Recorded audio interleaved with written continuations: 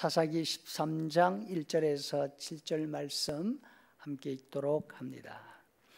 이스라엘 자손이 다시 여호와의 목전에 악을 행하였으므로 여호와께서 그들을 40년 동안 블레셋 사람의 손에 넘겨주시니라. 소라 땅의 단 지파의 가족 중에 마노아라 이름하는 자가 있더라. 그의 아내가 임신하지 못함으로 출산하지 못하더니 여호와의 사자가 그 여인에게 나타나서 그에게 이르시되 보라, 네가 본래 임신하지 못함으로 출산하지 못하였으나 이제 임신하여 아들을 낳으리니 그러므로 너는 삼가 포도주와 독주를 마시지 말며 어떤 부정한 것도 먹지 말지니라. 보라, 네가 임신하여 아들을 낳으리니 그의 머리 위에 삭도를 대지 말라. 이 아이는 태에서 나옴으로부터 하나님께 바쳐진 나실인이 됨이라. 그가 블레셋 사람의 손에서 이스라엘을 구원하기 시작하리라 하시니 이에 그 여인이 가서 그의 남편에게 말하여 이르되 하나님의 사람이 내게 오셨는데 그의 모습이 하나님의 사자의 용모 같아서 심히 두려움으로 어디서부터 왔는지를 내가 묻지 못하였고 그도 자기 이름을 내게 이르지 아니하였으며 그가 내게 이르기를 보라, 네가 임신하여 아들을 낳으리니 이제 포도주와 독주를 마시지 말며 어떤 부정한 것도 먹지 말라. 이 아이는 태에서부터 그가 죽는 날까지 하나님께 바쳐진 나실인이 됨이라 하더이다 하니라. 아멘. 여러분, 드디어 삼손 이야기가 나옵니다. 아마도 삼손과 드릴라 영화, 또 조영남이 번안해서 부르는 팝송 톰 존스의 딜라일라 노래를 모르는 사람 별로 없을 줄로 생각합니다. 이 영화와 팝송 모두 성경 사사기의 삼손 이야기를 소재로 만든 유명한 히트 작품들입니다. 하지만 이 히트 작품들이 우리가 성경을 왜곡해서 볼 수 있도록 만들기도 합니다. 성경의 삼손 이야기는 삼손과 들릴라의 사랑 이야기가 아닙니다. 이스라엘을 향한 하나님의 사랑 이야기입니다. 삼손은 이스라엘을 대표하는 바로 이스라엘입니다. 하나님의 백성이면서 하나님을 알지 못하는 이스라엘 사람들, 또 태어날 때부터 나실인으로 되어 있는 삼손, 이 둘은 하나님과 아무런 상관이 없이 자기 마음대로, 자기 마음 가는 대로 살아가는 그 모습이 너무나 닮았습니다. 삼손은 단 지파 사람입니다. 그 아버지의 이름은 마노아입니다. 어머니의 이름은 나와 있지 않고 단순히 그의 아내라고만 되어 있습니다. 마노아 가족이 살던 소라라는 동네인데, 소라라는 뜻은 말벌이라는 뜻입니다. 나중에 삼손이 사자를 죽이고 그 사자의 시체에서 꿀을 따서 먹습니다. 이것이 바로 삼손의 고향을 나타내는 거예요. 그 고향은 벌과 꿀이 많은 고장. 벌과 꿀이 많은 고장, 어떤 곳이죠? 시골이죠. 산골이죠. 삼손이라는 이름은 성경적인 이름이 전혀 아닙니다. 태양이라는 뜻이에요. 삼손의 아버지 마노아는 천사의 계시를 통해서 임신이 되고 평생 나실인으로 살아갈 자신의 아들 이름을 태양이라고 지었어요. 당시 이스라엘 사람들은 자기 조상들의 이름 가운데 하나를 택해서 아들들의 이름을 지었습니다. 이것은 삼손의 부모나 그 당시 사람들이 이방 문화 속에 얼마나 깊이 물들어 있었는지를 보여주는 것입니다. 태양은 오래전 이스라엘 사람들이 종살이하며 살았던 애굽의 대표적인 신입니다. 애굽 사람들은 자신들을 태양신의 민족으로 믿고 살았습니다. 자신들의 왕을 파라오라고 불렀고 이 말은 태양의 아들이라는 뜻입니다. 애굽 사람들뿐 아니라 당시 이스라엘 주변에 살던 다른 민족들도 태양과 달을 신으로 섬겼습니다. 그런데 삼손의 아버지는 자기 나라 이스라엘의 관습을 따르지 않고 아들의 이름을 태양이라고 지었습니다. 왜 그랬을까요? 바로 자기 아들이 하나님이 보내주신 아들이니까 태양신의 아들이라고 생각했던 것 같습니다. 하나님의 백성으로 살면서 성경의 하나님과 세상 문화, 이방 신을 섬기는 문화를 구별하지 못하고 혼돈하며 산 사람이죠. 13장에 보면 마노아는 하나님에 관해서 익숙하지 않습니다. 어느 날 하나님의 사자가 삼손의 부모를 찾아옵니다. 그런데 성경은 삼손의 부모들이 하나님의 사자를 하나님의 사자인 줄 알지를 못했다, 이렇게 말하고 있습니다. 그저 두려워할 뿐입니다. 또 하나님의 사자가 분명히 이 집에 태어날 아기는 나실인으로 살아갈 사람이라고 일러줍니다. 그러면서 우리가 다 알고 있는 대로 지금부터 포도주나 독주를 마시지 말아라, 부정한 음식을 먹지 말아라, 아이가 태어나거든 머리카락을 칼로 밀지 말아라, 이렇게 말씀합니다. 그런데 우리가 다 아는 이 성경 지식을 마노아는 무슨 말인지 알지를 못합니다. 그러면서 하나님의 사자에게 다시 묻습니다. 이 아이를 어떻게 길러야 하겠습니까? 천사는 달리 할 말이 없습니다. 그래서 두 번이나 반복한 말을 다시 똑같이 이야기를 해줍니다. 또 경제적인 면이 성경에 나타나 있습니다. 9절에 보니까 하나님의 사자가 두 번째로 삼손의 어머니를 찾아왔을 때 이 여인이 밭에 앉아 있었다고 표현합니다. 이것은 삼손의 집이 부자가 아니었다는 뜻입니다. 만약에 마노아 가정이 부자였다면 아내까지 들여나가서 일할 필요가 없었을 것입니다. 일꾼을 쓸 만한 형편이 못 되니까 아내가 직접 농사일에 가담하고 있는 거죠. 삼손의 아버지 마노아의 집은 이렇게 특별히 내세울 것이 없었습니다. 이스라엘에서 가장 작고 약한 단지파 사람이고 말벌이 성할 정도로 시골에 살았고 경제적으로는 부부가 직접 일해야 먹고 살 수 있을 정도였습니다. 하나님에 관해서도 아는 것이 별로 없었습니다. 하나님이 하시는 일이 무엇인지 알지 못합니다. 그저 초자연적인 일을 보면서 죽을까 봐 두려워하고 있습니다. 물론 천사가 갑자기 나타나서 이적을 일으키면 그 누군들 놀라지 않겠습니까?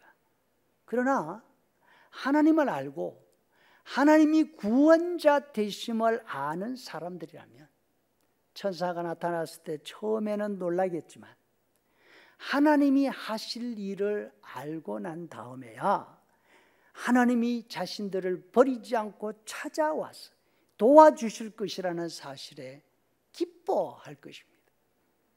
반면 마노아 부부는 하나님이 구원하시는 분이라는 사실 전혀 알지 못하고 있습니다.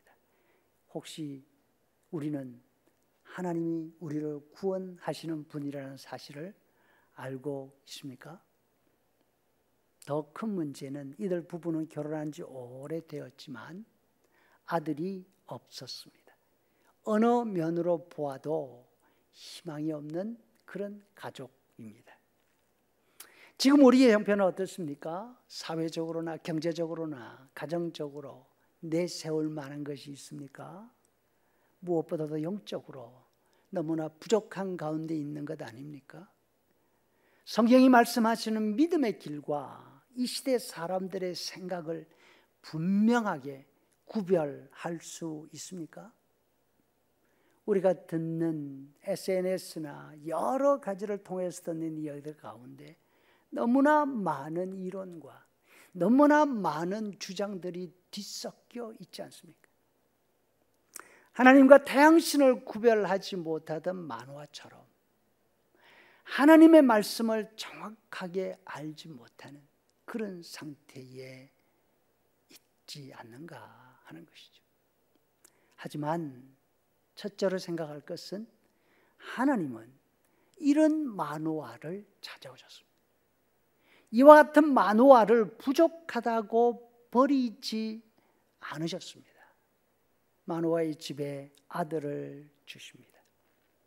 그는 하나님을 알지 못하고 이방신과 하나님을 혼동하고 있지만 그럼에도 불구하고 하나님이 그를 찾아오십니다.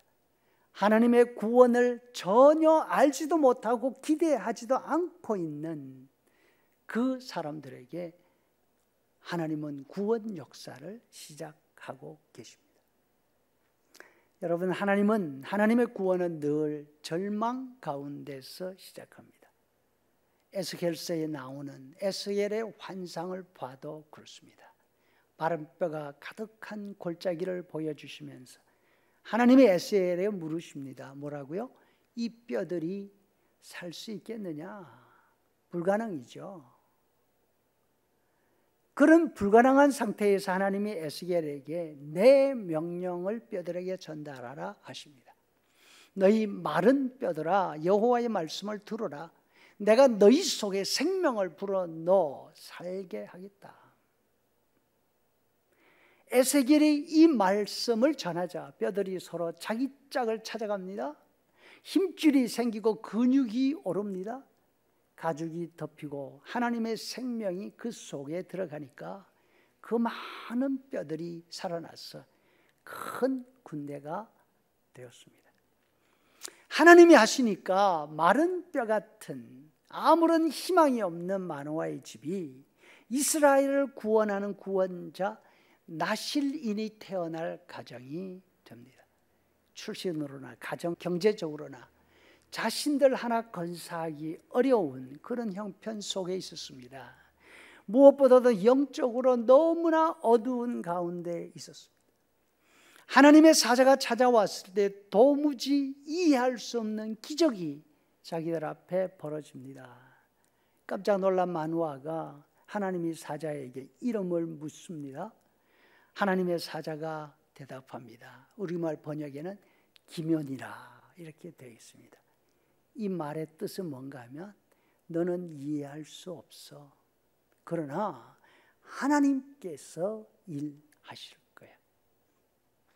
우리의 삶 가운데 하나님이 찾아오시면 이와 같은 놀라운 일이 일어날 줄로 믿습니다. 머리로 이해할 수 없는 일이 일어납니다.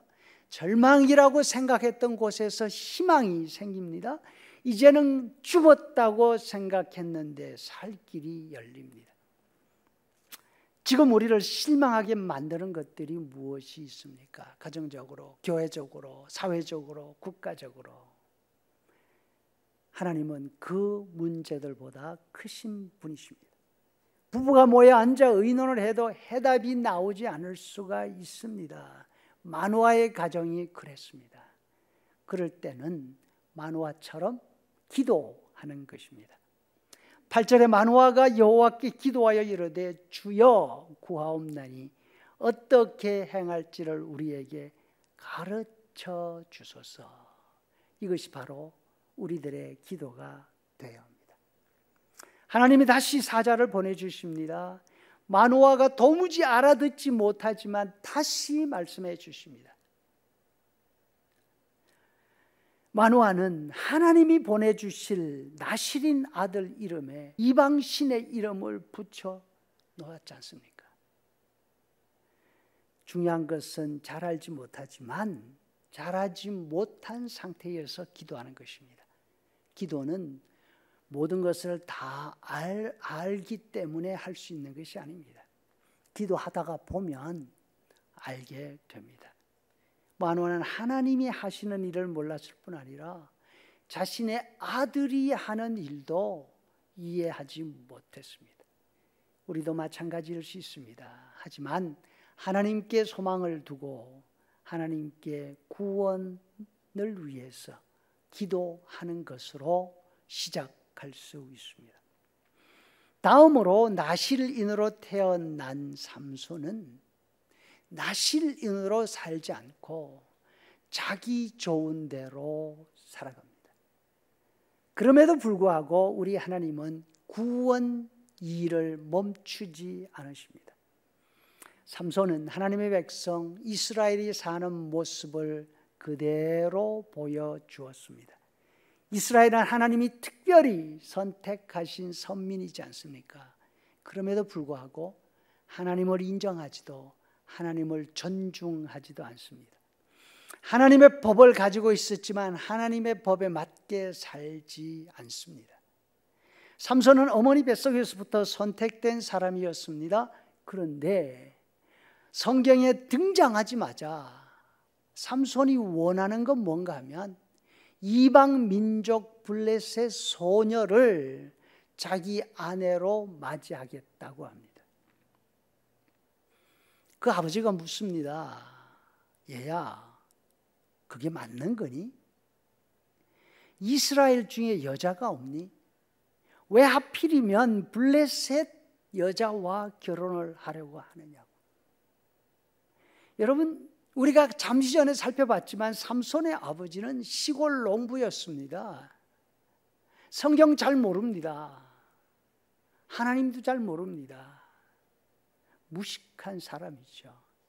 그렇지만 이스라엘 사람이라면 이방 여인과 결혼하는 것 그건 옳지 않다. 그 정도는 알고 있었습니다. 그러나 삼손은 뱃속에 임신 이전부터 하나님의 뜻을 품고 태어났어요. 죽을 때까지 하나님의 일을 하면서 살아야 되는 삼손은 달라야 하지 않겠습니까? 만약에 블레셋 여인에게 장가를 꼭 들어야 한다고 생각했다면 뭔가 그 이유가 특별한 것이 있어야 되지 않느냐, 그 말씀이죠. 그런데 아버지의 이 질문, 네가 왜 블레셋 여인에게 장가 가려고 하느냐, 이 질문에 삼손이 이렇게 대답합니다. 3절 하반절에 보니까 삼손이 그의 아버지에게 이르되 내가 그 여자를 좋아하오니. 뭐라고요? 내가 그 여자를 좋아하오니 나를 위하여 그 여자를 데려오십시오. 왜? 내가 좋아하니까. 다른 이유 아무것도 없어요. 어떻습니까? 나실인의 입에서 나올 말 맞습니까? 기가 막혀서 헛웃음이 나오지 않을까 걱정이 됩니다. 태어나기 전에 나실인이라고 천사가 일러준 사람입니다. 하나님이 자기를 통해서 이스라엘을 구원하신다는 특별한 사명을 가지고 태어난 사람입니다. 그런데 그 입에서 나오는 대답은 내가 좋으니까, 이 한마디였습니다.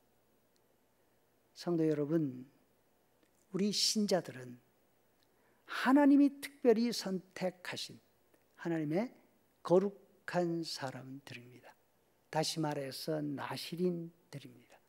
하나님이 우리를 통해서 일하실 사람들입니다. 이 사명감 혹은 이 책임감이 우리 마음속에 있습니까? 세상 사람들이 혼란스럽고 어두운 세상을 살면서 예수 믿는 사람들은 무엇이라도 좀 다르지 않을까 하는 기대를 가지고 교회를 보고 있습니다. 그런데 예수 믿는 우리들에게서 다른 점을 발견하지 못하고 있지 않습니까? 뭔가 특별한 것을 기대하고 바라보고 있는데 교회나 우리 신자들은 우리 눈에 보기에 좋은 대로, 우리가 좋아하는 대로 행동하고 있지 않느냐 묻는 것입니다. 성경 말씀은 말할 것도 없고 다른 사람들의 눈조차 의식하지 않고 내가 좋아하는 대로 살아가고 있지 않느냐는 거죠. 우리의 모습을 보면서 사람들이 묻지 않습니까? 예수 믿는 사람들은 그렇게 살면, 예수 믿는다고 하는 사람들은 그렇게 하면 안 되는 거 아니냐고. 여러분, 세상 사람들이 우리를 향해서 이런 질문을 한다면 우리는 심각하게 생각해야 합니다. 우리의 행동을 살펴보고 또 살펴봐야 합니다. 그런데 혹시 예수 믿는다고 별거 다른 거 있습니까? 내가 예수 믿는다고 왜 나는 내가 좋아하는 거, 내가 좋은 대로 살면 안 되는 겁니까? 혹시 이런 반응 보이고 있는 것 아닌지. 만약 우리가 말로는 그렇게 하지 않는다 하더라도 우리가 하는 행동이 다른 사람 눈에 그렇게 비친다면 우리의 모습을 보고 우리의 대답을 들은 사람들이 웃지 않겠는가 생각을 해야 하는 것입니다. 삼손은 블레셋 땅 딥나로 내려갑니다. 그 소녀와 이야기를 해보니까 그 소녀가 더 마음에 듭니다. 이제는 장가갈 생각이 확실하게 정해졌습니다. 그런데 삼손이 그 여인을 만나기 위해서 딥나로 내려갈 때 사잣대가 그의 앞을 가로막습니다. 혹시 삼손이 이때 하나님을 한 번만 생각했더라면 얼마나 좋았을까요? 아, 하나님이 이 일을 막으시는구나. 그러나 삼손은 그런 생각하지 않습니다. 왜? 자기 좋아하는 일에 너무나 푹 빠져 있기 때문에 그렇습니다. 가던 길을 멈추는 대신 자기 길을 막는 사자를 때려잡습니다. 하나님이 주신 초자연적인 힘을 엉뚱한 데 쓰고 있습니다. 삼손은 맨손으로 사잣대 가운데 가장 앞서 달려오는 놈을 때려잡습니다. 새끼 양 찢어버리듯이. 새끼 양 찢기도 보통 힘든 게 아닌데 그 큰 사자를 쭉 찢어서 죽였습니다. 자신이 좋아하고 자신이 원하는 것을 방해하는 사자를 힘으로 제압해 버렸습니다. 그 힘은 사자 죽이라고 주신 힘이 아니지 않습니까? 이스라엘을 구원하고 하나님이 살아계심을 보여주라고 특별하게 주신 힘입니다. 오늘날 우리 신자들이 혹은 우리 교회들이 삼손처럼 행동하고 있지 않는가 염려가 됩니다. 사명을 잊어버리고 하나님이 주신 힘을 자기 좋아하는 것 하는데 다 소비하고 있는 것이 아닌가. 얼마 후 삼손은 다시 블레셋 여인을 만나러 갑니다. 갑자기 지난번에 자신이 죽인 사자가 궁금해졌습니다. 그래서 길을 벗어나서 사자 시체를 버려뒀던 곳으로 찾아갑니다. 그곳에 갔더니만 놀라운 일이 벌어졌습니다. 사자 시체 안에 벌들이 집을 지었습니다. 역시 벌의 고장이에요. 그렇죠? 그 안에 꿀이 가득했습니다. 삼손은 그 꿀을 손으로 퍼서 먹으면서 신나게 자기 갈 길을 갑니다. 삼손은 이 일이 너무나 인상적이었고 자신에게 너무나 신나는 일이었습니다. 바로 이거야. 내가 좋아하는 거, 그거 가로막는 것이 있으면 내가 이렇게 때려잡을 거야. 그리고 내가 좋아하는 거 꿀을 먹듯이 하면서 나는 살 거야. 아마 이런 생각이 들었던 것 같아요. 자기 길을 가로막는 것이 있다면 사자라도 때려잡고 자기 하고 싶은 것을 하고야만은 자신이 너무나 대견한 거죠. 그래, 나는 내가 좋아하는 것 하며 살 거야. 이스라엘 사람이면 어떻고, 나실이면 어때? 1년 후 결혼 준비를 갖추고 다시 딥나로 내려갑니다. 삼손은 이 일을 자기 결혼식에 참석한 블레셋 들러리들에게, 남자 들러리들이에요, 수수께끼로 냅니다. 먹는 자에게서 먹는 것이 나오고 강한 자에게서 단 것이 나왔다. 왜 이걸 수수께끼로 냈을까요? 그것은 자랑하고 싶었던 거죠. 이게 바로 내 모습이야. 만약에 너희들도 내가 히브리 사람이라고, 내가 좋아하는 거 가로먹으면 죽은 사자처럼 만들 거야. 내 앞을 가로막을 수 있는 건 아무것도 없어. 지금 그거 하고 있는 거죠. 블레셋 들러리들은 삼손이 준 7일 동안에 이 수수께끼를 풀지 못합니다. 삼손의 신부를 괴롭힙니다. 집에 불을 지르겠다고 위협해서 수수께끼의 해답을 알아냅니다. 들러리들이 수수께끼 해답을 가져오자 삼손은 분노합니다. 왜? 자기가 좋아하는 거 못하게 됐잖아요. 옆 동네에 내려가서 애매한 사람들 30명을 때려 죽입니다. 그리고 그 옷을 빼앗아서 들러리들에게 던져줍니다. 배신감에 사로잡혀서 그렇게 좋아하던 신부를 내버려 두고 자기 집으로 가버립니다. 삼손은 또 한 번 하나님이 주신 힘을 엉뚱한 곳에 자신의 분노를 쏟아붓는데 사용하고 맙니다. 요즘 사람들이 교회에서 멀어지고 있다는 말들을 많이 하고 있습니다. 예수님은 좋고 성경에 나오는 말씀도 좋지만 교회는 싫다. 이것은 나실린 삼손처럼 하나님의 거룩한 백성인 성도들이 하나님의 말씀을 따라서 바르게 살지 않고 자신들의 사명을 감당하며 살지 않고 자기들 원하는 대로, 자기들 좋은 대로 살기 때문에 그렇게 하는 것이 아닌가 생각이 듭니다.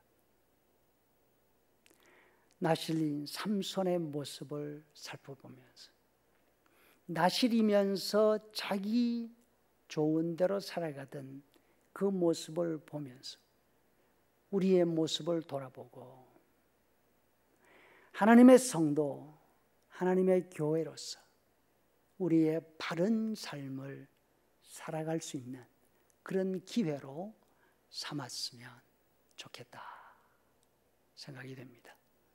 날마다 삼손 이야기 들으며 들릴라만 생각할 것이 아니라 그 힘만 부러워할 것이 아니라 그의 삶처럼 우리가 살아가고 있지 않나 생각하면서 우리의 본분 나실인의 모습을 되찾을 수 있기를 간절히 바랍니다.